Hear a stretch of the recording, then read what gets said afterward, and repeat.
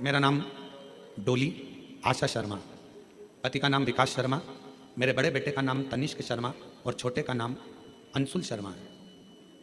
गुरुजी, मैं भाटापारा से हूँ। बहुत संघर्ष की जीवन निकला है। मेरा बेटा तनिष्क शर्मा पैरों से विकलांग है गुरुजी, और मेरे पति का काम भी नहीं चलता था। आप बोलते हो ना गुरुजी, बाबा से निवेदन करते हो कि औरत की झोली, गोद और आदमी की जेब कभी खाली नहीं रखना। यह सत्य है गुरुजी। जिस औरत की गोद और आदमी की जेब खाली होती है ना, उसे बहुत सुनना पड़ता है। मेरा अनुभव है गुरुदेव। मेरे पति का काम नहीं चलता था गुरुजी, घर में खाने को भी नहीं था गुरुजी। कुछ ना कुछ परेशानियां चलती रहती थी। बेटा पाँव से विकलांग, चल नहीं सकता, पड़ा रहता। विकलांग का सर्टिफिकेट उसको दे दिया गया। जब भाटापारा आप आए थे गुरुजी, तब मैं आपको जानती नहीं थी।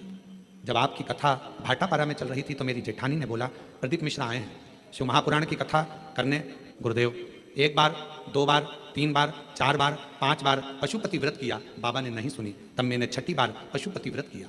पशुपति व्रत किया, बाबा की कृपा से रायपुर में मेरे पति का काम धंधा चालू हो गया, और मेरा बेटा जो जन्म से विकलांग था, बाबा की कृपा से अब वो पाँव से खड़ा भी हो जाता है और थोड़ा थोड़ा चलता भी है। गुरुदेव, समझता भी नहीं था उसको, अब थोड़ा थोड़ा उसने समझना भी प्रारंभ कर दिया। ऐसी कृपा बाबा ने कर दी। काम तो चालू हुआ ही था।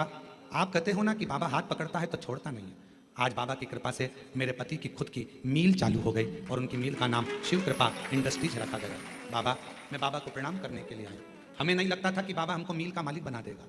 जिसकी जेब में 1 रुपया ना हो, वो कैसे किसी मील का मालिक बन सकता है। पर गुरुदेव, आपकी कथा कथा नहीं है।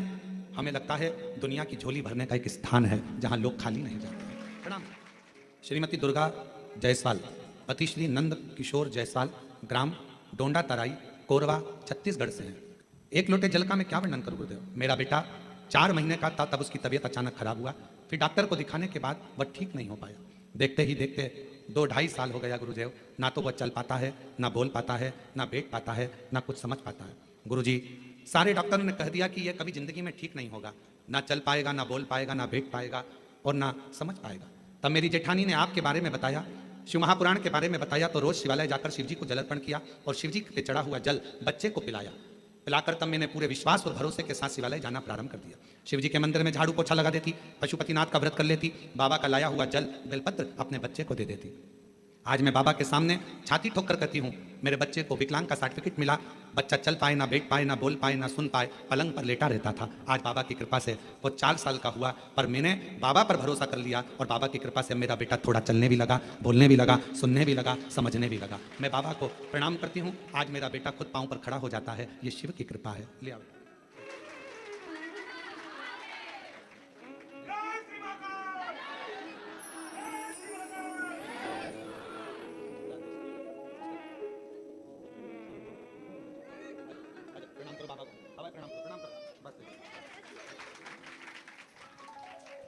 बचपन से ना चल पाता था, ना बोल पाता था, ना सुन पाता था, ना समझ पाता था, पलंग पर पड़ा रहता था। 4 महीने से बीमारी लगी थी जब ये 4 महीने का था। 2.5 साल, 3 साल निकलते चले गए।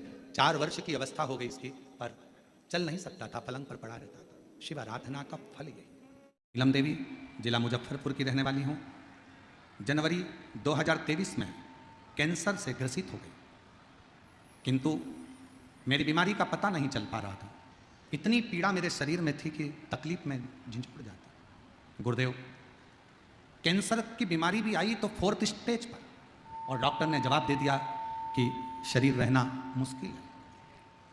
गुरुदेव, मेरी पड़ोसन ने आपके बारे में बताया, महादेव पर जल अर्पित करो, पियो।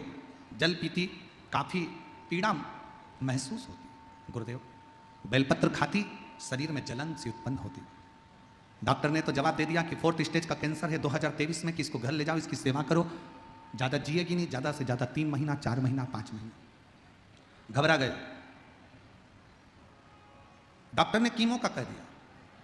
जब कीमो करवाने के लिए 1 बार गए, शरीर में इतना दर्द, इतनी तकलीफ हुई कि भगवान से प्रार्थना करने लगी, भोले बाबा मेरा कीमो भी मत होने देना और तू मुझे संभाल लेना। अब करूँ तो करूँ क्या।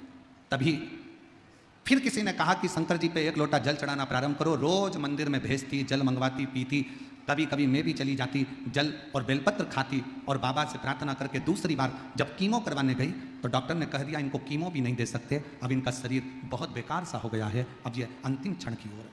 इतनी घबरा गए रिश्तेदार, सारे नातेदार। मैंने उनसे कहा तुम चिंता मत करो, वो सियोर वाला महाराज कहता है 1 लोटा जल सारी समस्या का हल। मुझे विश्वास है मैं शंकर जी को जल चढ़ाऊंगी तो मेरा बाबा मुझे ठीक करेगा। जल चढ़ाती और बाबा का जल पीती, बेलपत्र खाती। आज बाबा की कृपा से सारी रिपोर्ट नील आ गई और 2023 में मरने वाली थी, आज 2025 में कथा सुन रही हूँ। 2025 में मैं कथा सुन रही हूँ पंडाल में बैठकर। शंकर भगवान पर करा गया भरोसा किसको कहते हैं?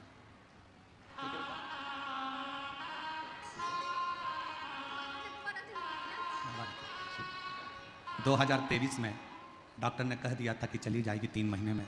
आज 2025 में वो दीदी कह रही है कि शंकर भगवान ने मुझको दूसरी बार जिंदगी दे दी और कथा को सुना।